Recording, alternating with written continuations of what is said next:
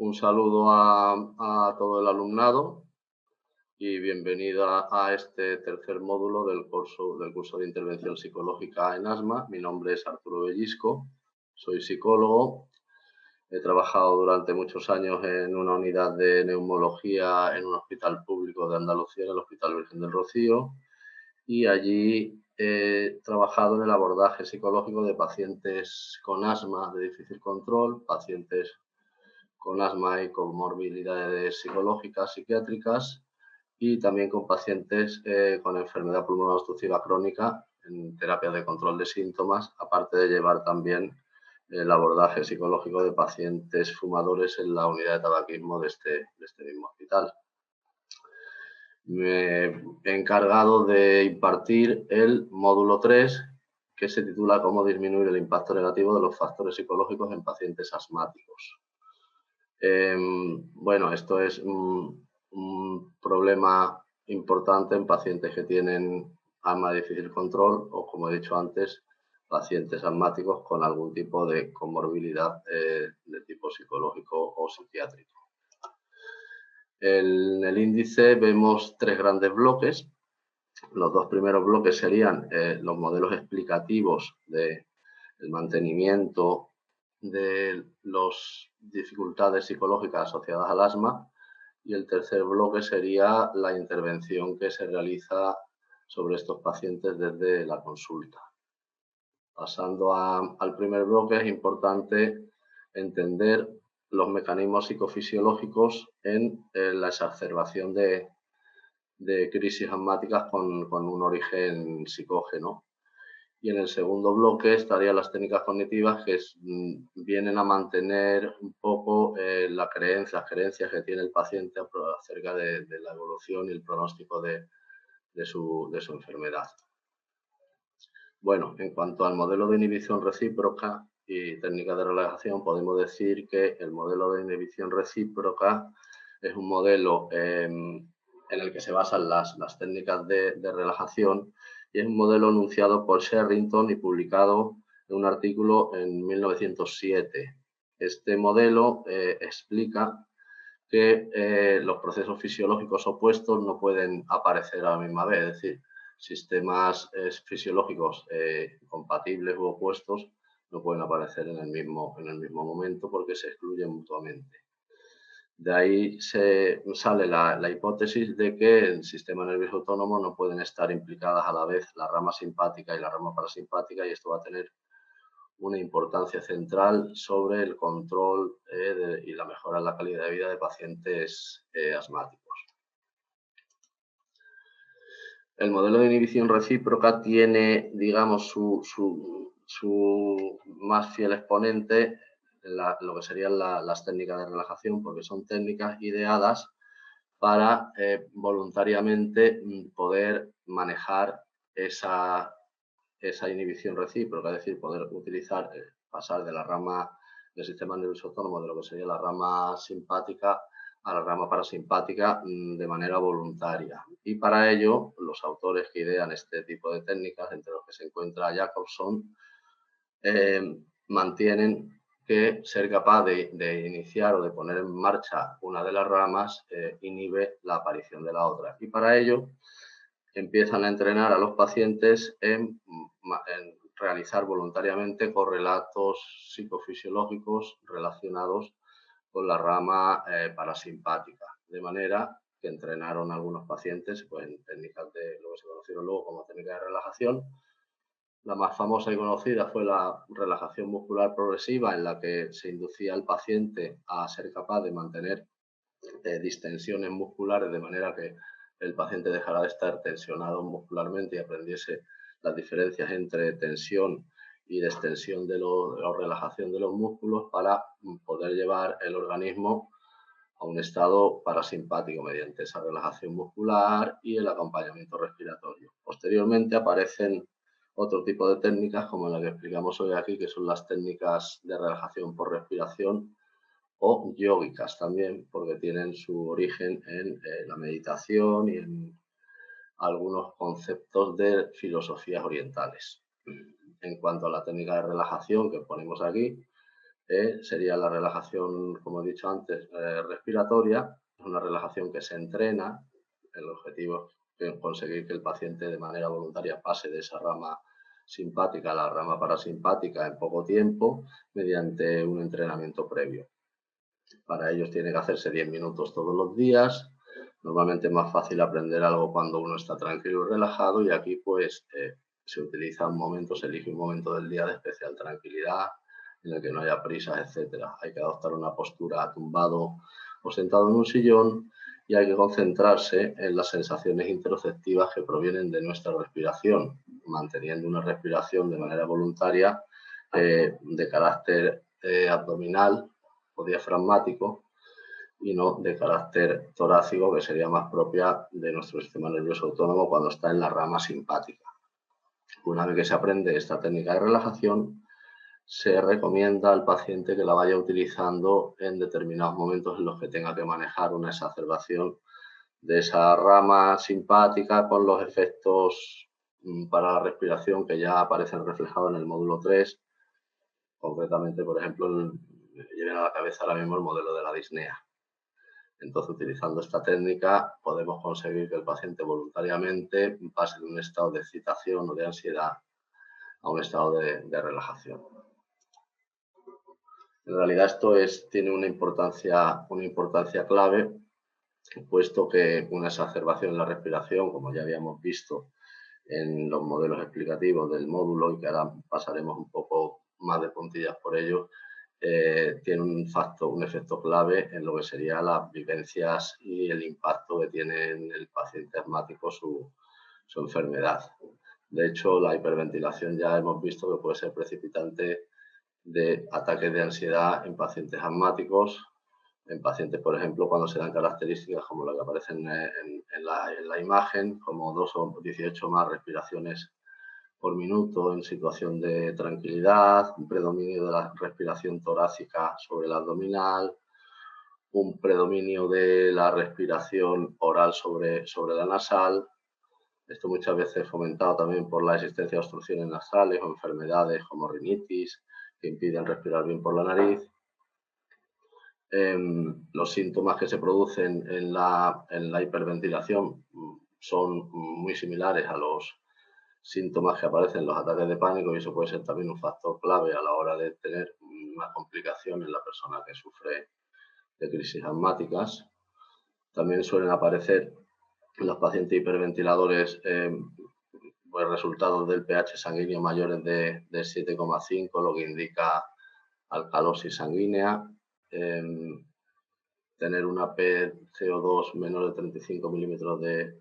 mercurio también sugiere situación de hiperventilación. Y bueno, otros aspectos como aparecen aquí, como la cantidad de aire expirado por minuto, que sea de un volumen mayor de 10 litros, y que la medición del CO2 presente en una muestra de aire expirado sea menor de 7. Todas esas son condiciones que sugerirían que el paciente asmático esté hiperventilando y probablemente tenga mayores posibilidades de atrapamiento y mayores dificultades en su vida diaria. Con lo cual aquí tendríamos que tanto la técnica de relajación por respiración como lo que luego pasaremos a hablar, que sería la respiración controlada, tendrían un papel importantísimo en la mejora y el control de los síntomas por parte del paciente asmático. En relación con la respiración controlada, diríamos que se aplica después de que el paciente entienda y maneje bien lo que sería la relajación por respiración, y es una técnica de respiración alternativa que intenta huir de esas dificultades que podían aparecer en los pacientes asmáticos de las que nos referíamos en la diapositiva anterior, de 18 más respiraciones por minuto, etcétera, etcétera. Pues es una respiración que va encaminada a proporcionar una respiración lenta, regular y no demasiado profunda. Es una técnica que se utiliza para afrontarla, para utilizarla de manera cotidiana, para estados de nerviosismo, y el objetivo pues es aprender a respirar de una forma similar a las personas que no hiperventilan, de manera que para ello hace falta pues aprenderla, aplicarla y practicarla frecuentemente, y advertir al paciente que debe ser el dominio de la técnica se debe conseguir solamente mediante una práctica progresiva, ¿de acuerdo? Y una constancia. Cuando se explica a los pacientes sobre la génesis y mantenimiento de su trastorno, es necesario explicarle el modelo explicativo de los síntomas de ansiedad. De manera que el paciente pueda entender que muchas veces no se trata de un problema respiratorio, sino de un problema de afrontamiento de situaciones ansiógenas, que va a provocar un disparo de ese sistema nervioso autónomo en la rama simpática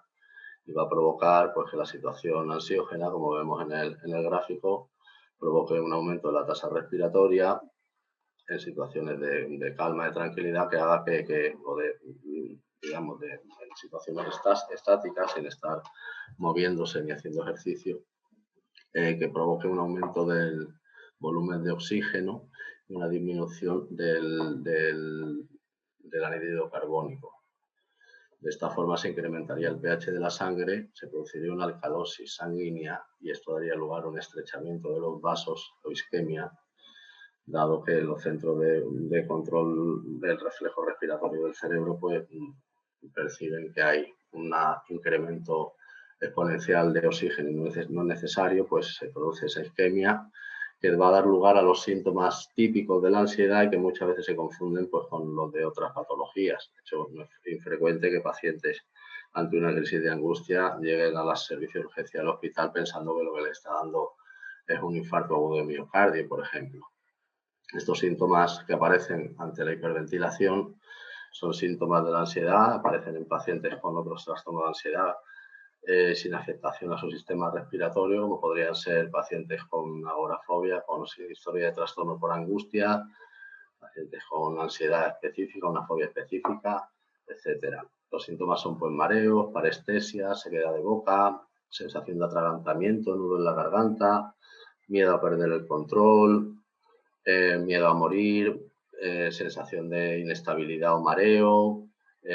diplopía, etc.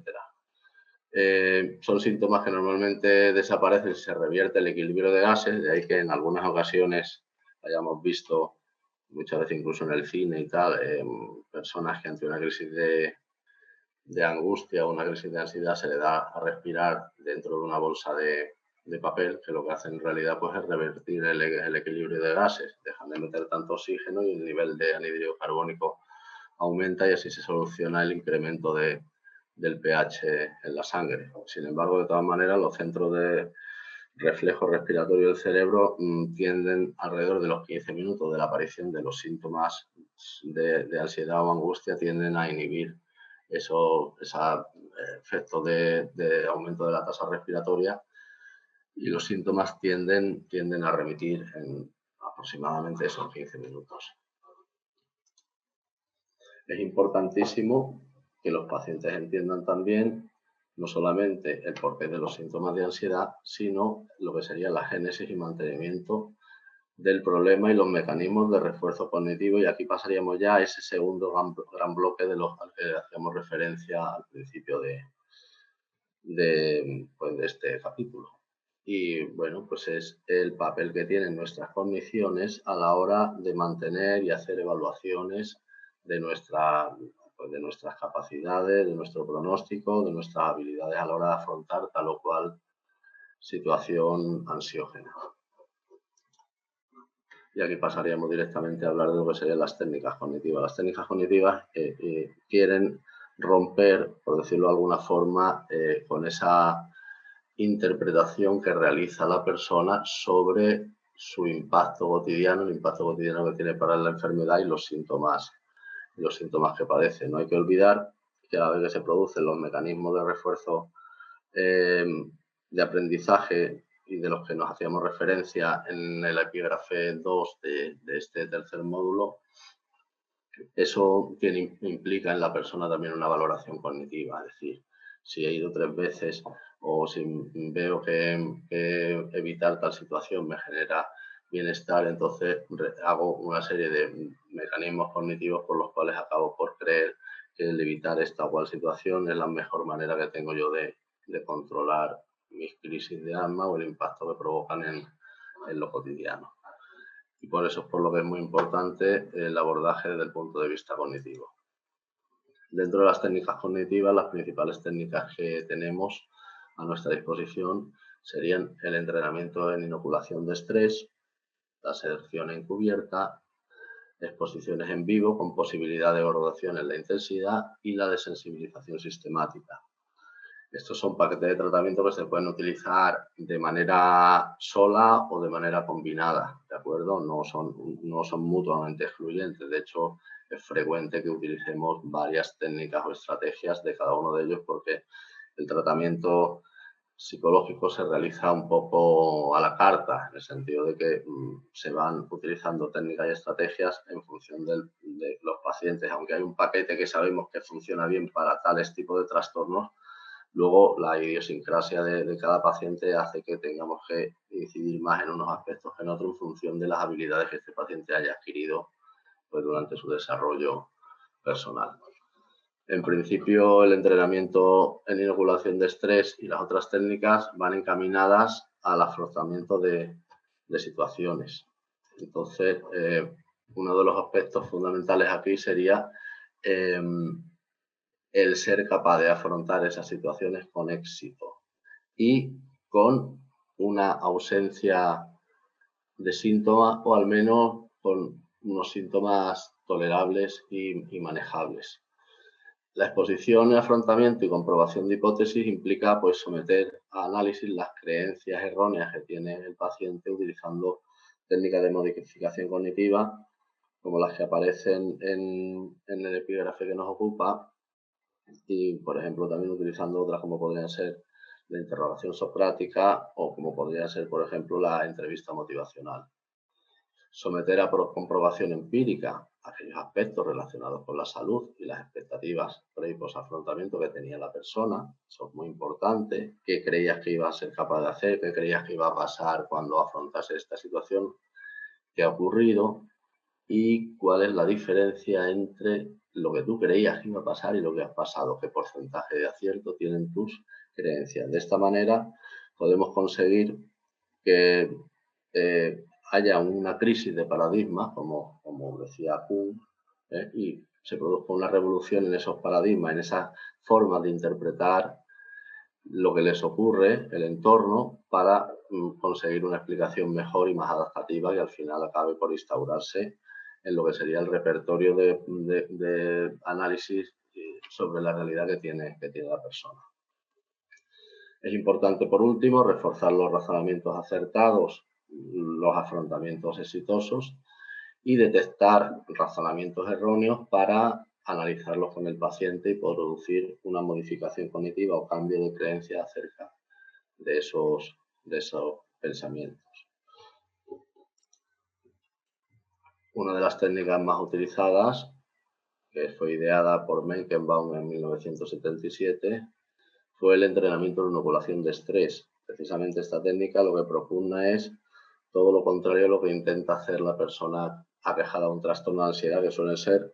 la huida o la evitación o el escape, ¿no? Escape o huida de la situación en la que se produce esa situación ansiógena.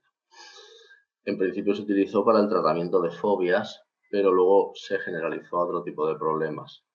Y está basado en habilidades de cambio cognitivo y en técnicas de control de la ansiedad, como serían las técnicas de relajación o las técnicas de respiración controlada a las que habíamos hecho referencia. Por un lado, lo que hace es cambiar la interpretación que tiene la persona sobre lo que le ocurre, por qué le ocurre y de qué manera puede afrontarlo con éxito. Y en segundo lugar, es fomentar que la persona afronte esas situaciones para desarrollar estrategias útiles que le sirvan para poder adaptarse de manera satisfactoria a las circunstancias cotidianas. Consta de 3 fases. Una primera fase en la que se reconceptualiza el origen del problema que tiene, las causas de su mantenimiento y las estrategias para su extinción. Y de esta manera, por lo que se reconceptualizaría sería las creencias que tiene el paciente y la explicación de sus dificultades respiratorias basadas modelo de la disnea y en la aplicación de los ejercicios y técnicas de respiración y relajación. En un segundo lugar, una vez que se le han explicado los mecanismos de refuerzo y de aparición de los problemas de ansiedad asociados a su trastorno asmático, sería la adquisición y ensayo de habilidades y la reestructuración cognitiva, la aplicación de la relajación, etcétera, etcétera, de manera que el paciente aprenda a reinterpretar desde otro punto de vista las cosas que le ocurren. Y por último, lo que sería la aplicación en la práctica, en esas situaciones temidas, de las estrategias y habilidades aprendidas. Primero se pueden hacer de manera encubierta, es decir, de manera imaginada, pero luego es importante que la persona la realice en la vida real, porque de esa forma podemos sacar información acerca de qué dificultades ha tenido, de hacer una evaluación de la creencia previa y posterior ante sus capacidades para realizar tal o cual tarea, de manera que se refuerce la confianza en sí mismo y su sensación de competencia, por tanto su autoestima puede mejorar y también habría mejoría en su estado de ánimo y disminución en los niveles de ansiedad al sentir que el entorno ya no es tan impredecible ni tan amenazante y que es mucho más controlable de lo que la persona en un principio pensaba. Luego hay otras técnicas que también se utilizan, como he dicho, y que se pueden combinar con la anterior. Una de ellas muy utilizada para las fobias específicas es la desensibilización sistemática, ideada por Wolf en el año 1958, y se basa en revertir las reacciones de ansiedad que tiene el paciente cuando imagina situaciones temidas con técnicas de relajación, de manera que se establece una serie de unidades subjetivas de ansiedad, de manera que hay una jerarquía de lo que menos nada o nada genera ansiedad, lo que más ansiedad generaría, tanto internas como externas, a las que nos referimos también en el módulo 3 de este curso, de manera que lo que se expone al paciente primero a imágenes imaginarias acerca de una circunstancia temida y se van combinando con la práctica de la relajación por respiración hasta que esa situación temida, el hecho de imaginarla, ya no genere ninguna reacción de ansiedad. Lo que se va haciendo es balanceando la imagen ansiógena con la técnica de relajación, de manera que conforme le va repitiendo la misma imagen ansiógena y se va combatiendo con la práctica de la relajación posterior, llega un momento en el que se produce una habituación de esa curva de ansiedad hasta que llega el momento en el que esa situación ansiógena, que estaba dentro de esa jerarquía de unidades subjetivas de ansiedad, deja de provocar ninguna respuesta ansiógena. Cuando el paciente informa que imaginar esa imagen, valga la redundancia, preocupante, ansiógena o desagradable, deja de generarle malestar, se pasa a la siguiente unidad subjetiva. Luego, cuando se cambia de sesión, normalmente en cada sesión se desensibilizan 2, 3 ítems de cada una de las jerarquías. Cuando se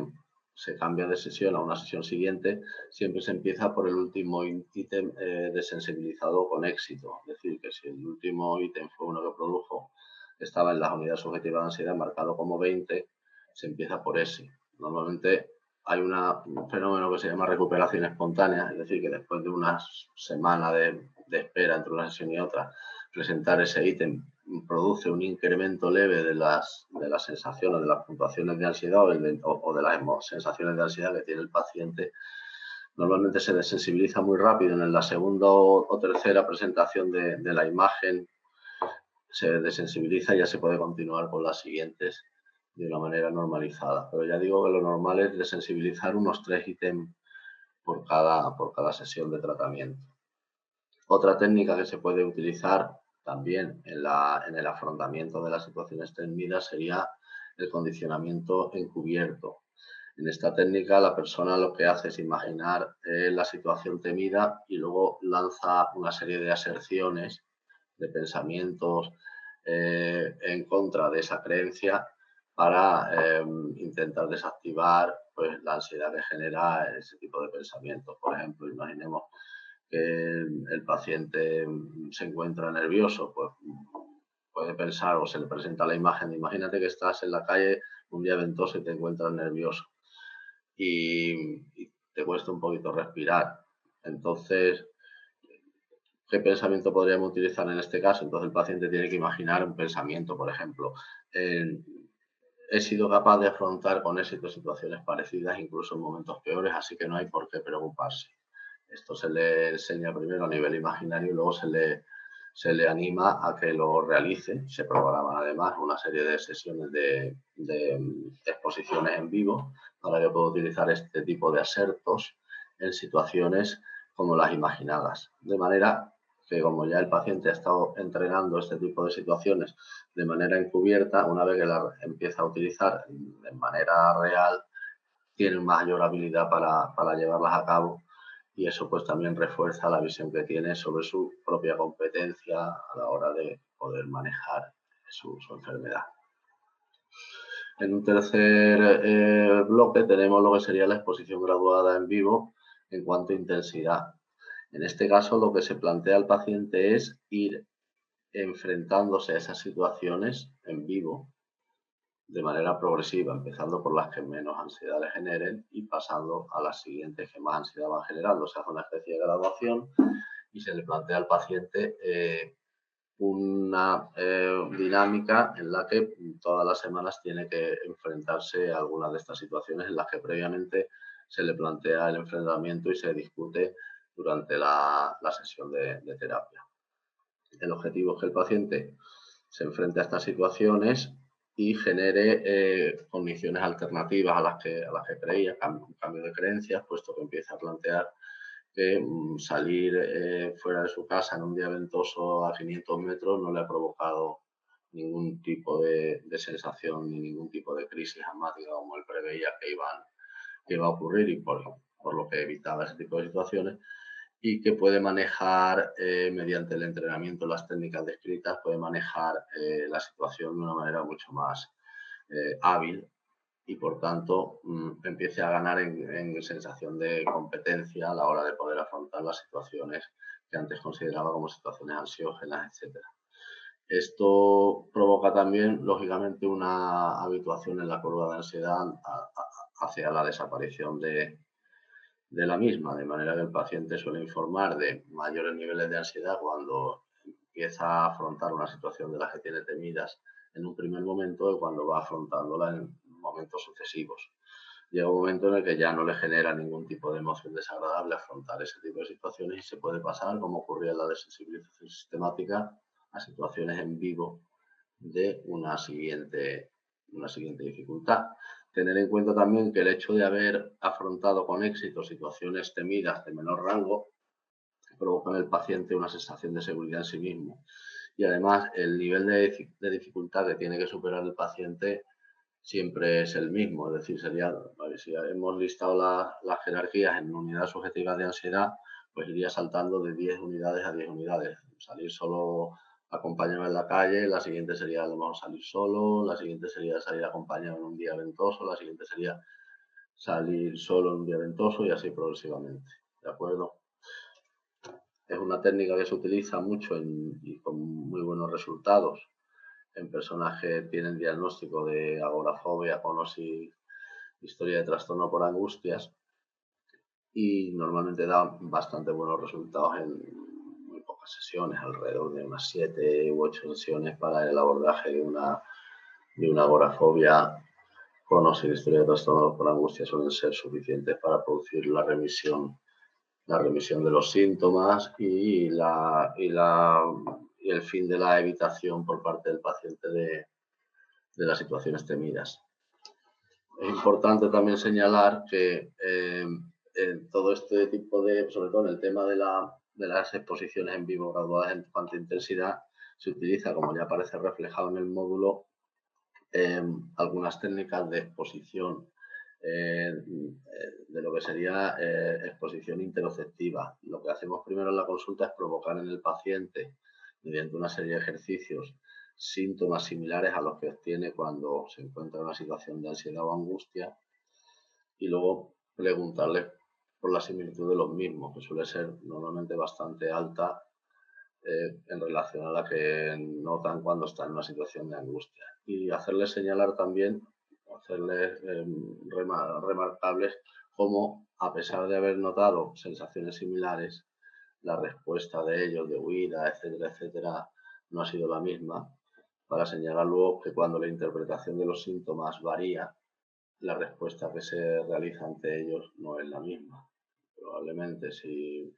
hubiera sentido esos mismos síntomas en el aparcamiento del Corte Inglés o en cualquier otro centro comercial,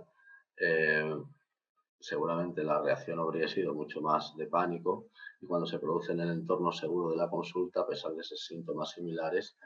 el paciente pues no desarrolla el mismo compendio de conductas de huida, de pedir ayuda, o ni siquiera las mismas condiciones acerca del resultado nada halagüeño que van a poder tener esa serie de síntomas. Con esto me quería despedir de todos ustedes y que estoy a vuestra disposición para solucionar cualquier tipo de duda que se vaya generando a lo largo del curso.